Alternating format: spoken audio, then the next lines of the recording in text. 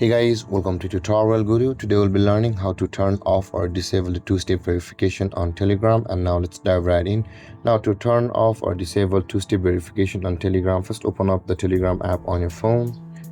And after opening your Telegram app, guys, at the top left corner of the screen, you can see there is a three-line icon available for us. Now, in order to turn off the two-step verification, first we'll be required to tap on that three-line icons at the top left. And over here on this interface, you can see the settings option available for us just below the saved messages. Tap on settings, and over here again scroll down until you can find the privacy and security option available for us just below the chat settings. Tap on privacy and security, and over here at the top of the screen you can see there is the two-step verification option available for us. Tap on that two-step verification, and over here you'll be required to enter the password of your two-step verification.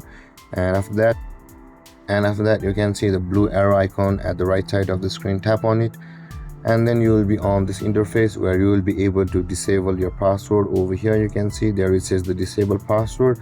Tap on disable password and tap on disable again, and with that being done, guys, your two-step verification will be turned off on Telegram. And guys, this is how to disable or turn off the two-step verification on Telegram.